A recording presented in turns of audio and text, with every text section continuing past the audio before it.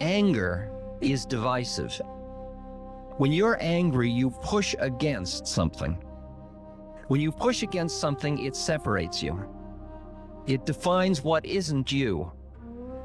And yet I understood that where I'm going to is a place which embraces the universe and experiences the unity of all things.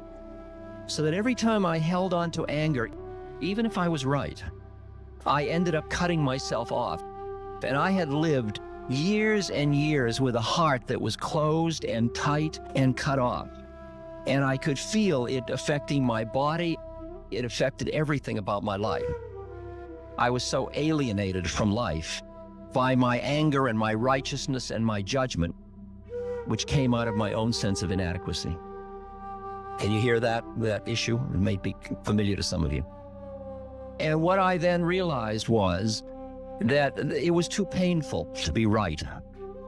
It was costing me more than it was worth.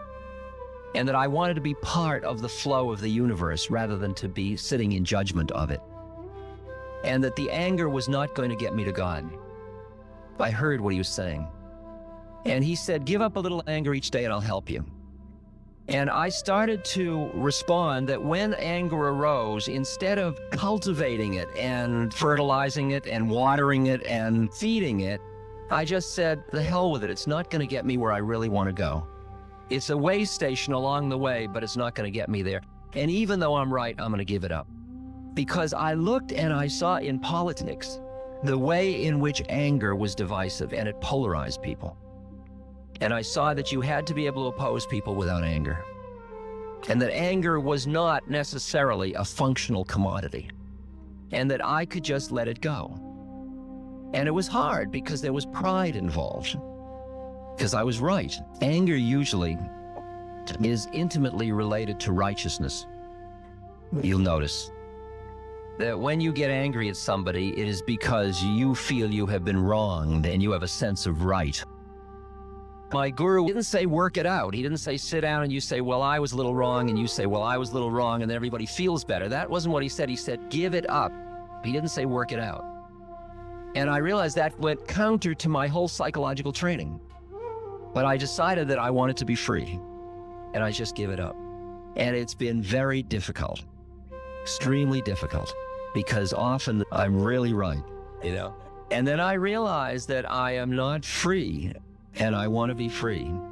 And so I let it go. And if they've done stuff that is inappropriate, that's their problem. My job is to keep my heart open, because if my heart is open, they can change that much faster.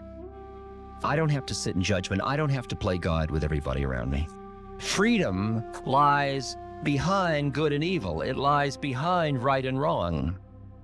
It's the one that lies behind the two. It goes behind all polarities.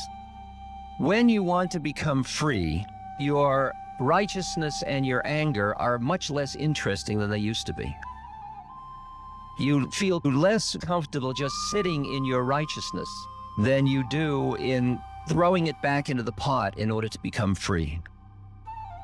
I appreciate the frustration you're experiencing and the hurt you're experiencing about the predicament of man and the paranoia and the suffering man inflicts on man. Your anger and your frustration is reactive. You're reacting to the conditions in such a way that your reaction in a funny way perpetuates. And your work on yourself is to get yourself into a position where you can see it all dispassionately enough to understand what is the optimum act you can do to relieve human suffering.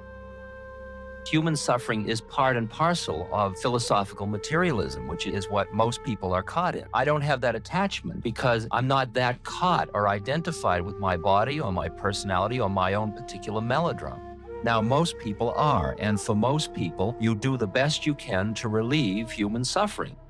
The optimum thing you can do is to extricate yourself from the kind of attachments that make you merely a reactive organism in the system, because then everybody that goes boo to you, you jump. And the game is finally when somebody goes boo to you, you say, I see you going boo, and here we are.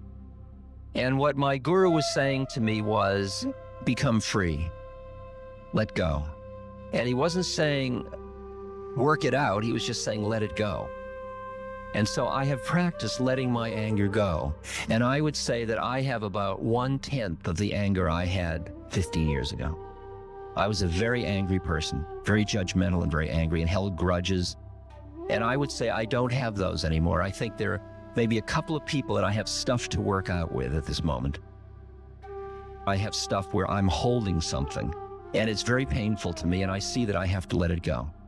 People that I work very closely with, where I feel that I've gotten caught in my own judging mind. And that's my problem, and I've got some work to do. I don't see it as something what I'm right any longer. I just see it as a problem.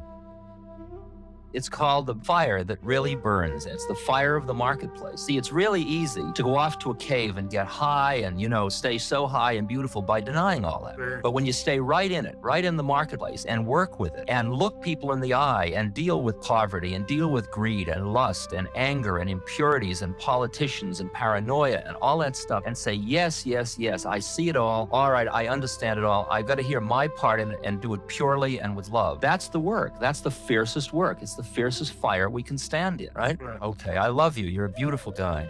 Okay.